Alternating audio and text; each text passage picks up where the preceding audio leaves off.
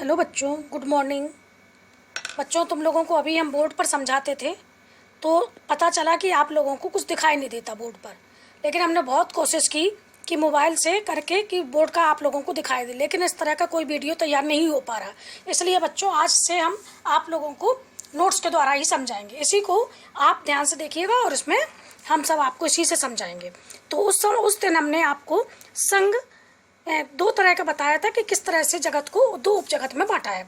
एक उपजगत एक कोशिकीय और एक उपजगत बहुकोशिकीय जंतु। तो हम उस दिन आप लोगों को समझा रहे थे कि बहुकोशिकीय जंतुओं में पहला आप लोगों को पोरीफेरा संघ के बारे में बताया था कि पोरीफेरा संघ में कौन कौन से जंतु आते हैं और इस संघ की क्या विशेषता होती है।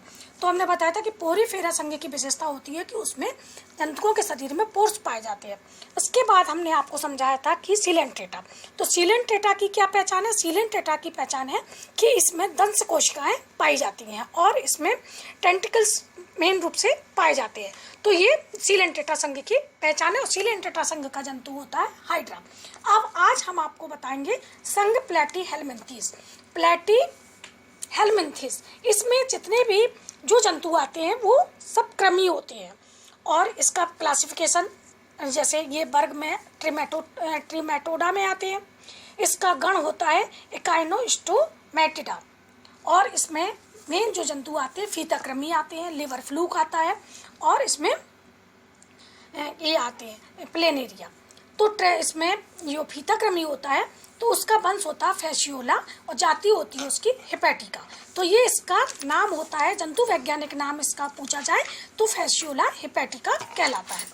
तो ये इस तरह से ये इसका स्ट्रक्चर होता है और ये पूरा इसका जो आकार होता है वो एक लंबे पतले चपटे कृमि की तरह होता है और ये फीता की तरह दिखाई देता है, इसलिए इसका नाम फीताकृमि होता है। इसमें चूसक पाए जाते हैं, माउथ होता है और इसके अलावा इसमें ये अधिकतर भेड़, बकरी, सुअर, भैंस आदि की जिगर में पाया जाता है या बाइल डक्ट्स में पाया जाता है। चपटा होता है, कृमि होता है, यकृत कृमि, इसलिए इसको यकृत कृमि, लीवर फ्लूक भी कहते हैं। लंबे चपटे होते हैं और ओरल सकर्स इसमें पाए जाते हैं। जो मुख पर पाए जाते हैं उसको ओरल सकर्स कहते हैं। मध्य में पाए जाते हैं वो अधर पर पाए जाते हैं एसिटाबुलम होते हैं और ये होस्ट से इन्हीं सकर्स के द्वारा चिपके हुए रहते हैं।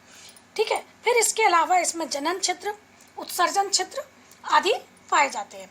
पाचन तंत्र में मुख द्वार से लेकर ग्रसनी, ग्रासनली, सीका आदि पाए जाते हैं। परिसंचरण तंत्र तथा श्वसन तंत्र का इसमें अभाव होता है, इसमें परिसंचरण और श्वसन तंत्र नहीं पाए जाते हैं।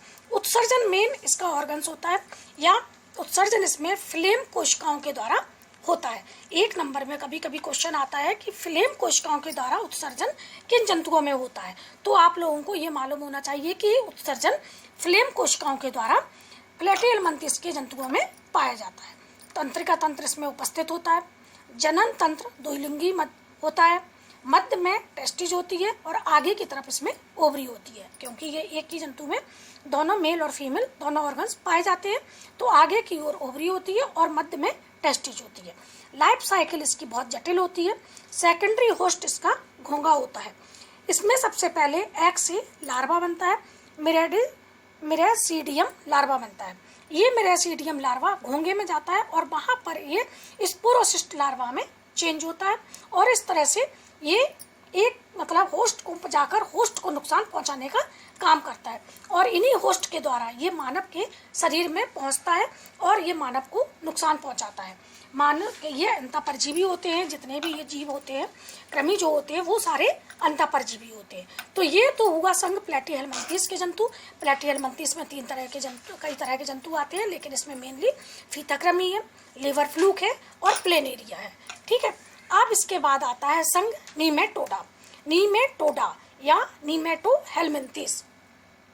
नीमा मतलब धागा और डोस मतलब आकार, जिनका आकार धागे के समान हो वो नीमेटोडा कहलाते हैं और इसकी कम से कम 12,000 जातियां पाई जाती हैं। इनका शरीर लंबा होता है, सिलेंड्रिकल होता है और बिना सेगमेंट्स में बटा हुआ होता, मतलब इसके शरीर में किसी प्रकार का कोई खंड नहीं होता है कि किसी तरह से इसमें किसी प्रकार का कोई खंड हो। ये सीधा लंबा सिलेंड्रिकल की आकार का या धागे के समान संरचना होती है। ठीक है, सिरों पर नुकीले होते हैं, मध्य रेखा कि दोनों ओर समान अंग इनके होते हैं। तो आगे पीछे दोनों साइड पर ये नुकीले होते हैं। देखिए इनकी स्ट्रक्चर इस तरह से होती है, आगे और पीछे दोनों साइड में ये नुकीले होते हैं। बेटा आज इसकी स्ट्रक्चर हम इतना बता रहे हैं, कल हम इसको पूरा डिटेल में समझाएंगे।